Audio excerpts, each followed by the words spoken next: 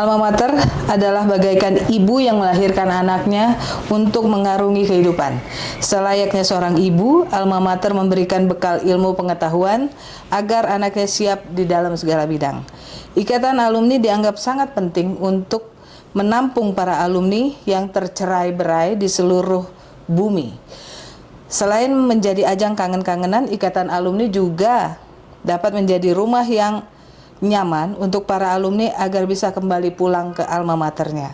Untuk membahas tentang alumni dan bagaimana cara menggerakkan ikatan alumni yang dapat menciptakan rasa rindu, bersama saya saat ini Bapak Yusuf Didi Setianto yang mewakafkan dirinya, merelakan dirinya untuk mengurusi para alumni yang jumlahnya ribuan itu.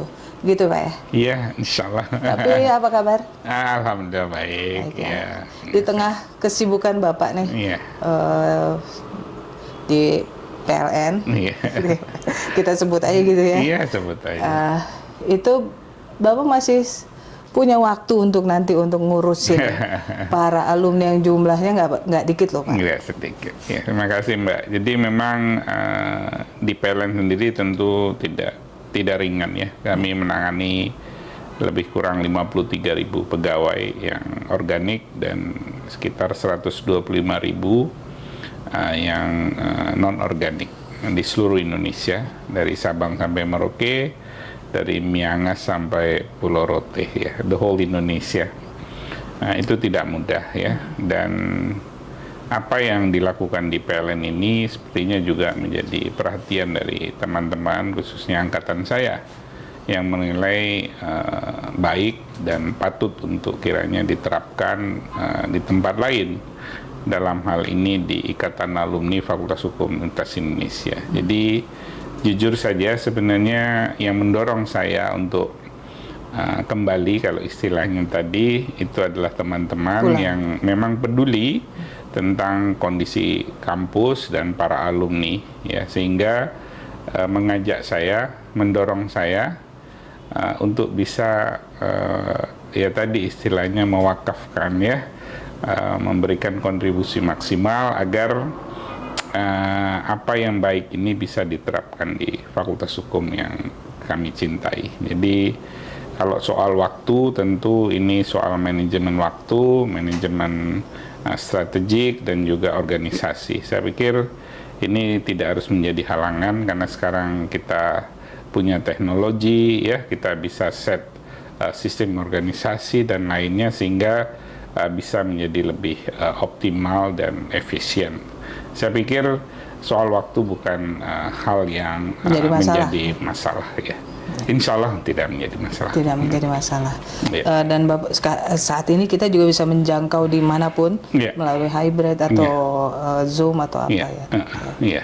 Tapi terkait dengan waktu nih Pak. Apakah nanti Bapak dapat somasi dari Ibu misalnya, ini otomatis pasti akan berkurang waktu untuk di rumah. Ntar ada alumni yang datang, ini tolong dong, ini begini, itu kan pasti harus diurusin juga kan Pak? Iya, tentu ada mekanisme ya. Kalau di rumah sendiri tentu hal ini dikomunikasikan. Jangan sampai sebelum dapat maju ultimatum. pun tentu saya minta ataupun berkomunikasi dengan istri, dengan anak.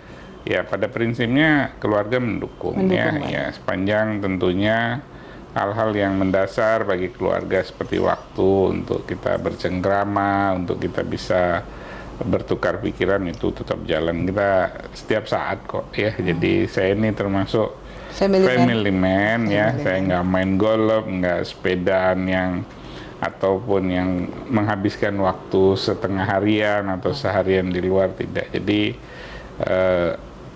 pada umumnya waktu saya kalau tidak beraktivitas saya ada di rumah, jadi tidak akan menjadi persoalan. Ya, nggak bakalan disomasi tiba-tiba di meja kerja. Didialogkan. Soalnya kan persoalan alumni ini kan beragam Pak. Iya, jadi kompleks sekali, dan yang alumni yang berkiprah di dunia hukum atau alumni yang saat ini tidak berkiprah apa-apa, hanya di rumah atau bagaimana, itu kan menjadi PR Bapak. Iya. Jadi betul Mbak, horizonnya itu kan rentangnya sangat luas sekali ya, dari yang pejabat baik di eksekutif, yudikatif, legislatif, di top tier di Indonesia ini ada ya. Kita punya Pak Menko, di Hakim Agung ada, di Hakim Konstitusi ada, di Parlemen ada, Wakil Ketua MPR ada ya, sampai dalam horizon mungkin yang sudah pensiun ya, yang sudah udah senior sekali dan sebagainya. Di horizonnya luas, dan di situ juga ada ibu rumah tangga ya yang aslinya atau merupakan alumni dari Fakultas Hukum UI. Bagaimana mereka bisa berkiprah untuk lingkungannya dan sebagainya. Disinilah tanggung jawab dari ILUNI, karena aspirasinya real. Kami alumni juga loh. Terus bagaimana kehadiran ILUNI kepada kami yang ibu rumah tangga atau seperti apa gitu. Jadi ini menurut saya akan menjadi topik yang sangat menarik, karena bagaimanapun ketika ada sarjana hukum, apapun profesinya, ada di dalam sebuah lingkungan, dan lingkungan itu baik personil maupun grup, ada persoalan hukum, pasti kamu kan sarjana hukum, kasih advice dong ke kami ya, yang seperti itu. Meskipun misalnya ibu rumah tangga membantu suami dalam karir, dan ketika komunitasnya membutuhkan, tentu tidak bisa mengatakan, oh saya ibu rumah tangga, saya tidak bergelut di bidang hukum lagi. Tentu tidak demikian ya. Aspirasi dari kawan-kawan sederhana, bagaimana mereka tetap bisa memberikan kontribusi di lingkungan terkecil sekalipun. Jadi skopnya lebar sekali, dan kita harus hadir di situ. Tapi jangan salah dengan ibu rumah tangga loh Pak, Iya, karena mereka kan juga membentuk satu landasan dari keluarga. Iya, makanya itu ada aspirasi nyata, jangan diabaikan kami, karena kami pun penting bagi keluarga sendiri maupun lingkungan. Ya. Setuju, sepakat itu. Dan alumni UI itu kan terkenal dengan keras kepala dan agak kritis ya. Critical thinking. Ya.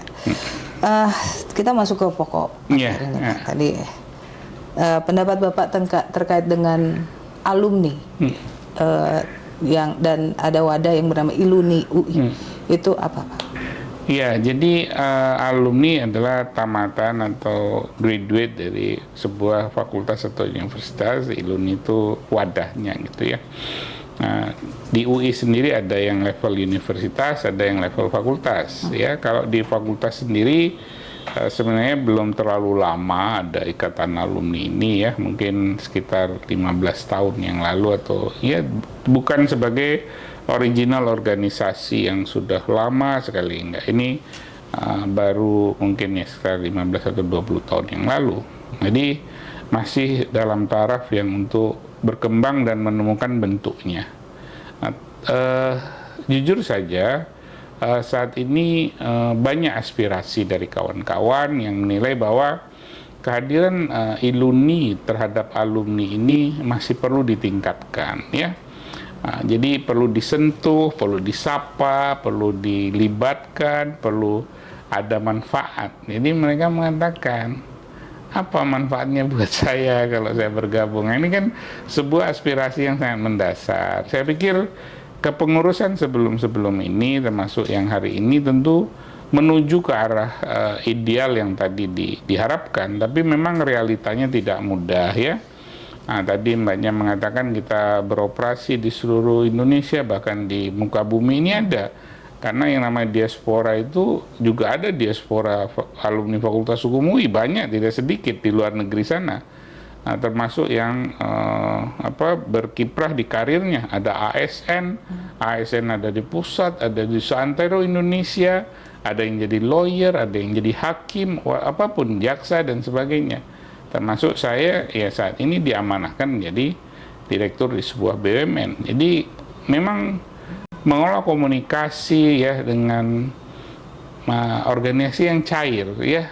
ILUNI itu bukan organisasi yang solid seperti sebuah perseroan seperti PLN misalnya.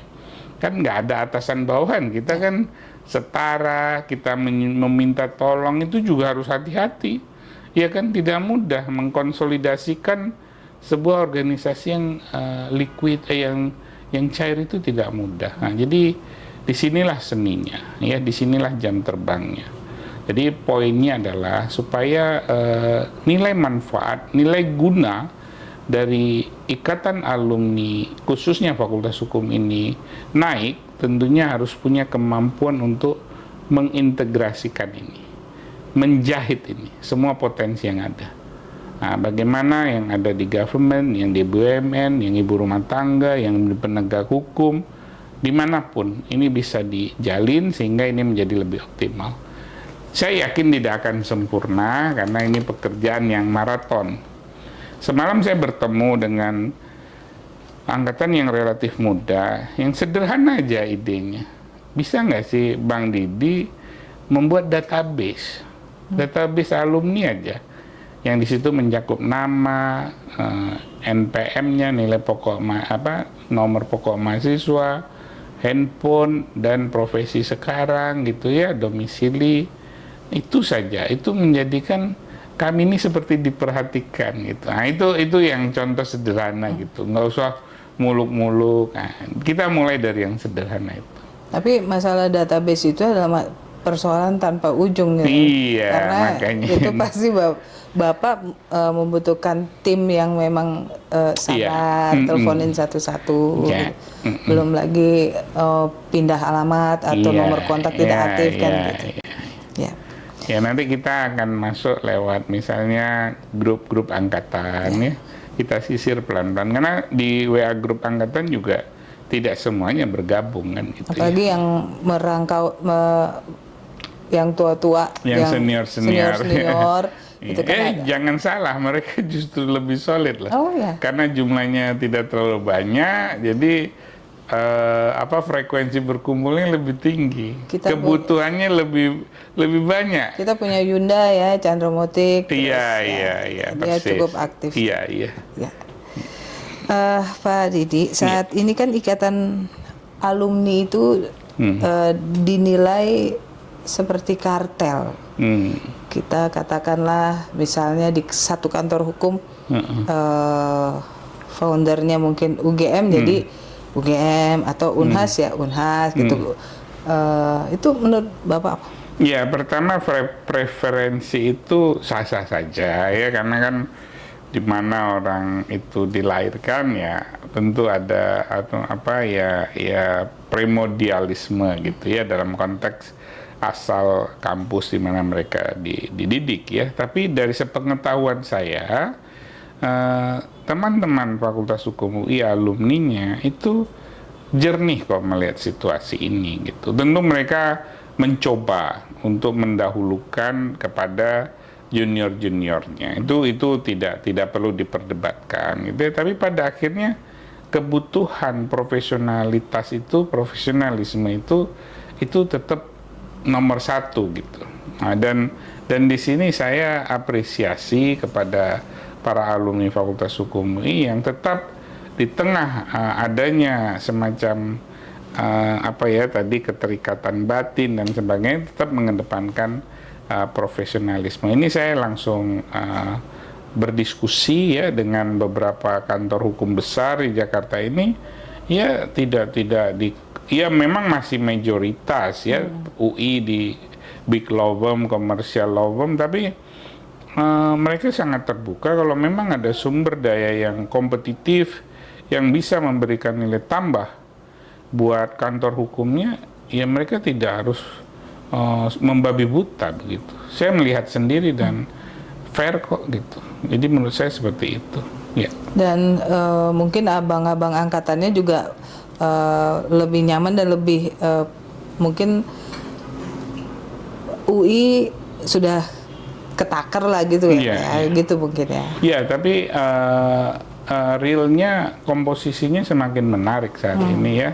Dari universitas negeri yang lain, dari swasta yang bagus-bagus itu sudah masuk juga ke market ini sudah sejak lama ya. Dan inilah tantangan ya. Disinilah menjadi relevan ketika kawan-kawan itu meminta saya hadir ya, karena ada urgensi ini untuk melahirkan alumni Fakultas Hukum UI yang lebih kompetitif, karena mungkin ada indikasi daya juangnya ya mulai menurun, anak-anak yang Gen Z dan sebagainya gitu ya, untuk menjadi lebih mudah pindah kerja ya, kurang suka tekanan, apa memang substansinya tidak ada keraguan ya, tapi kita perlu untuk memperkuat hal-hal seperti itu. Jadi menurut saya lebih baik daripada bicara di hilirnya soal tadi kartel ataupun kecenderungan berpihak, itu lebih baik kita perbaiki di hulunya. Nah, kalau ibaratnya sungai, kalau hulunya jernih, sumber manusia ya yang dihasilkan dari kampus itu berkualitas atau sama dengan jernih tadi, tentu harapannya kita di hilirnya akan jernih kan gitu. Mau dia sekuat apapun apa tadi yang saya sebut keterikatan dengan asalnya, primordialisme tadi, itu akan gugur karena memang merit itu tidak bisa dibohongi. Jadi saya lebih suka membicarakan bagaimana kita meningkatkan manusia melalui proses di hulu, di sumber dari lahirnya manusia-manusia ini, dibandingkan misal gitu, saya sebagai ketua ILUNI datang kepada senior-senior saya yang punya kantor, punya pemimpin di sebuah organisasi, Pak tolong take care adik-adik ini ya. Mungkin itu bukan jadi pilihan saya.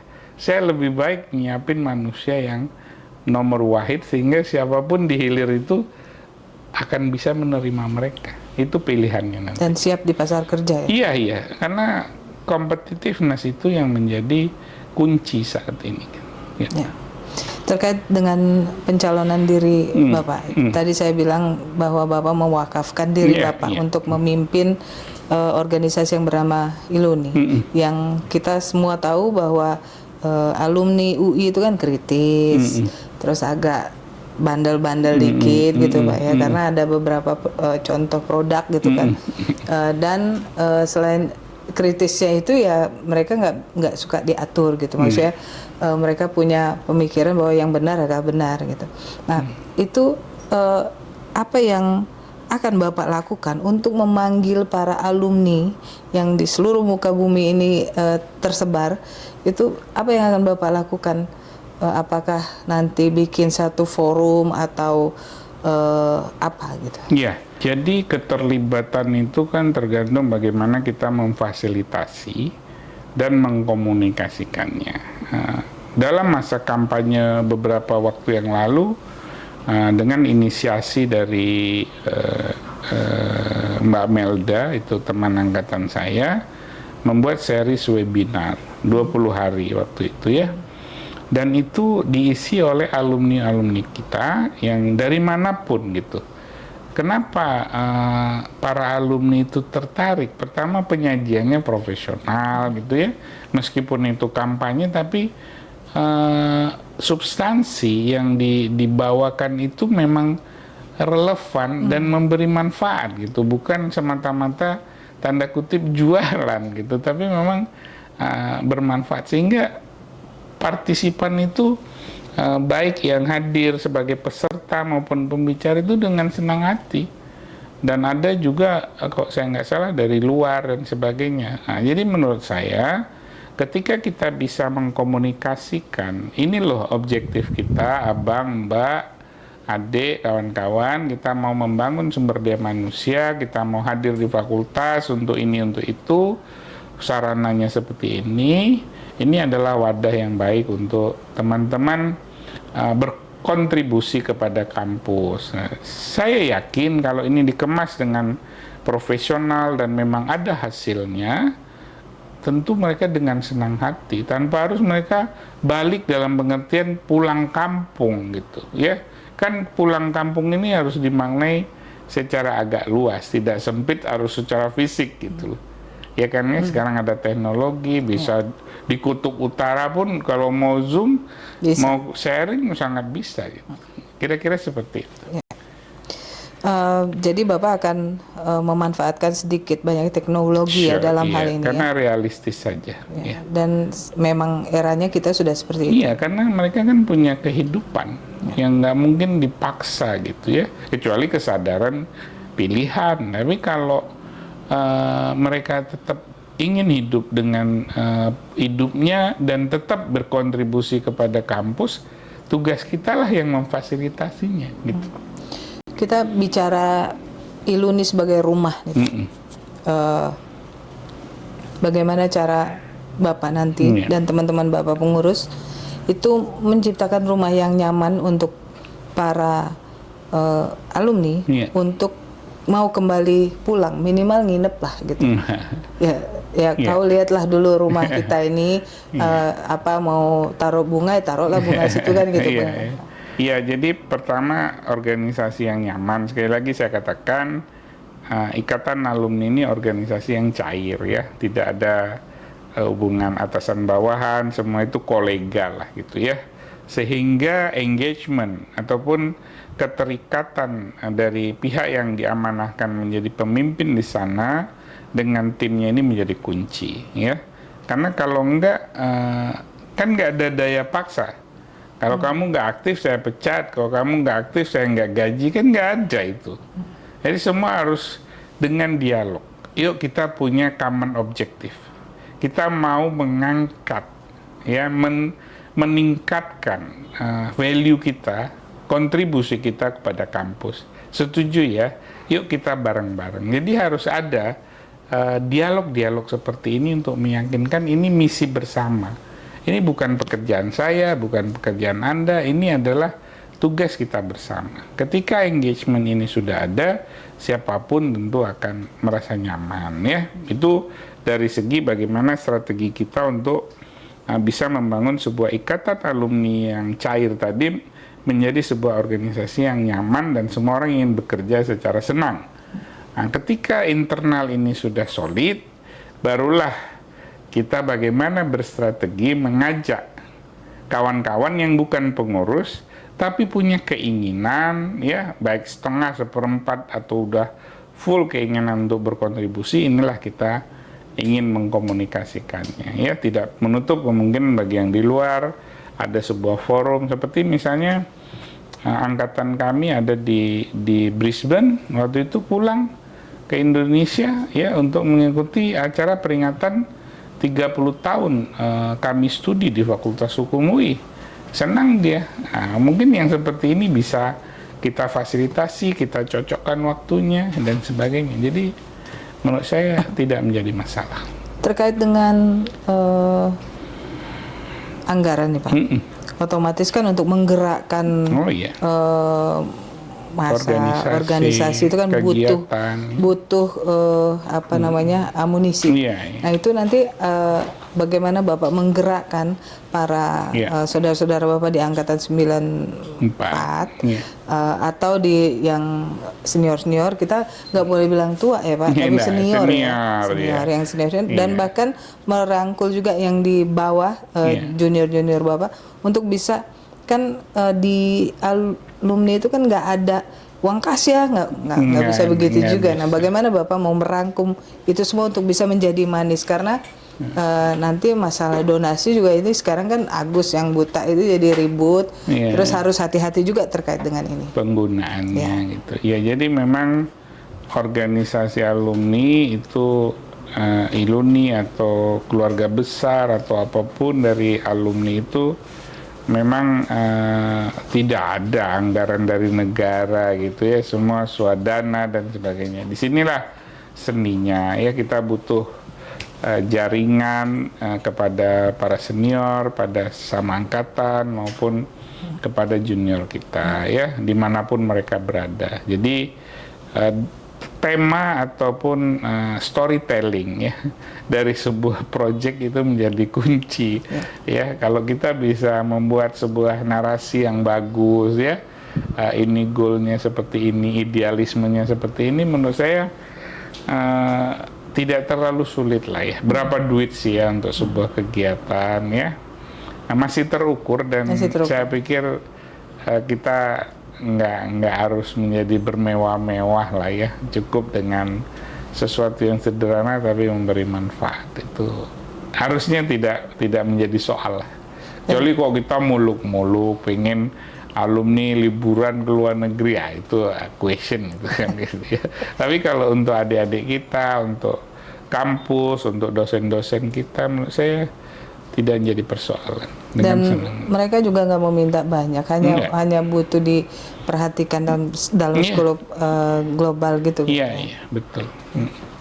Pak, terkait dengan Civitas Akademika, alumni ini kan tidak bisa lepas dari kegiatan kampus, dari ibunya. Nah, apa yang akan Bapak lakukan untuk nantinya berjalan bersinergi dengan Civitas Akademika? Nah iya, jadi Civitas Akademika kita harus sepakat dulu siapa, definisikan dulu ya. Dalam bayangan saya ya ada pengurus di situ, yaitu dekan dengan seperangkat dekanat gitu ya. Ada wakil dekan, ada administrasi dan sebagainya, ada dosen-dosen gitu ya. Ada mahasiswa juga ya. Kalau dimaksud Civitas Akademika itu tentu bayangan saya kita harus membangun komunikasi dengan Pak Dekan, dengan Ibu Wadek, Pak Wadek dan sebagainya. Itu sebuah keharusan, karena bagaimanapun yang mengurusi fakultas kan kawan-kawan itu kan gitu ya. Terus juga dengan mahasiswa juga demikian, kita punya badan eksekutif mahasiswa, kita juga punya badan-badan semi otonom yang sekarang tumbuh sangat bagus, sehat gitu ya. Melalui itulah kita akan masuk gitu. Sekarang nanti kebutuhannya apa? Tentu kita berdialog, misalnya, oh kita butuh ini ada dosen senior yang barangkali perlu diperhatikan atau apa, kita hadir. Ini adik-adik kita butuh untuk pelatihan ini, butuh untuk magang ini, ya tentu kita akan fasilitasi begitu. Kita cari kanal-kanalnya, kita komunikasikan kepada alumni-alumni kita. Ya, jadi dialog menjadi kunci di sini, Mbak. Dialog dan Bapak dan teman-teman Bapak nanti akan menjadi fasilitator, penghubung ya. Penghubung Antara alumni connector, dengan jadi jembatan. Kampus, ya. Jembatan generasi. Kami kemarin membuat acara yang namanya The Legend ya. Kita menghadirkan Ibu Tuti Hadi Putranto, founder dari HHP, ya, the Prestige Law Firm. Terus kita juga menghadirkan AHP, Bapak Fikri Assegaf. Kita juga menghadirkan founder dari Law Firm LSM, Bapak Todung Mulia Lubis. Kami juga menghadirkan Pak Alan Frederick yang juga malang melintang di oil and gas, very senior. Itu di hadapan adik-adik ya angkatan 2019, 2018 yang jaraknya itu jauh sekali. Ibu Tuti itu masuk Fakultas Hukum tahun 62, ketemu umurnya udah 81 ini, ketemu yang umurnya 21, jauh sekali. Tapi sangat inspiring gitu. Bagaimana beliau dengan senang bercerita seperti hidup gitu ya. Bang Fikri juga begitu, Bang Todung juga begitu, Pak Alan juga begitu. Jadi menjadi jembatan, dan itu memberi bekal prinsip-prinsip hidup ya. Bagaimana seorang Todung Mulia Lubis ya, di satu sisi pejuang kepada hukum-hukum publik, idealisme, tapi juga bisa menangani komersial transaction gitu ya. Gimana Ibu Tuti yang sampai hari ini dengan usia 81 masih aktif, bagaimana dulu merintis kantor sebesar itu gitu ya. Bang Fikri di usia yang masih muda bisa menginisiasi membuat law firm yang saat ini terbesar di Indonesia. Ya ini sebuah jembatan yang indah gitu. Itu yang akan kita lakukan. Dan Abang juga akan menyesuaikan dengan zaman ya. Maksudnya sekarang kan generasi Z yang lebih banyak berperan, apalagi generasi Z kan agak susah-susah juga diatur gitu ya. Handle with care. Ya, itu tadi Bapak sudah ungkit sedikit masalah hulu. Ya kan, saya kan bertanya mengenai apa yang akan Bapak lakukan hulu ini untuk mempersiapkan junior Bapak itu agar bisa diserap oleh pasar? Ya.